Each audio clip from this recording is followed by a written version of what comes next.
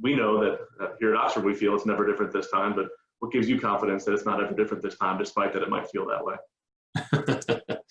I'm a big fan of history, big fan of data, and I'm also a big fan of just, I'm generally an optimistic person, but not in a, I guess I'd say I'm a rationally optimistic person.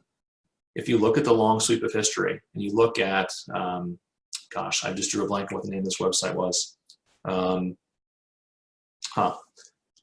Well, anyway, I'll get back to it. There's a book on my shelf, and I'm thinking about pulling down. I just like put it up in front of the screen. I just can't find it. And look, human ingenuity is an amazing thing, and it is absolutely factually true that worldwide, this is the best it has ever been. More people lifted out of poverty than any time in recorded history.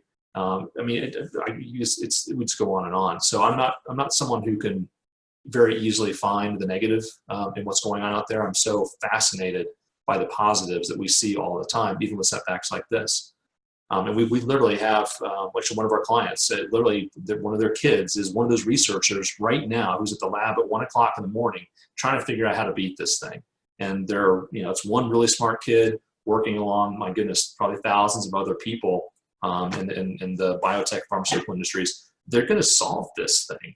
And so I'm telling that story because it's all of those little efforts and advances that are being made that collectively allow us to look at something like, gee, how can you be so confident the stock's going to return 10%? It's different this time. It's not. It's not different this time. And then again, 5 words of wisdom is what we call them. It's never different this time. The facts of why we're in a mess in a particular time, that's a different story than the one that happened before and the one that happened before that and the one that's going to come next.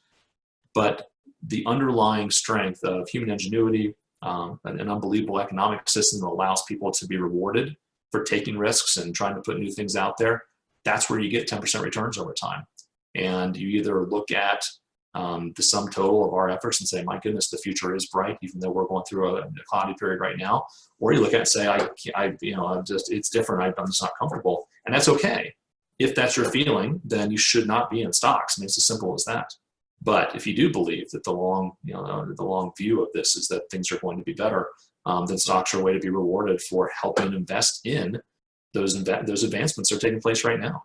I mean, we have clients who invest in pharmaceutical stocks. I don't know which one of them will end up doing really well out of this thing, but you're making an investment into the future of really human success, and that's how I feel about that stuff.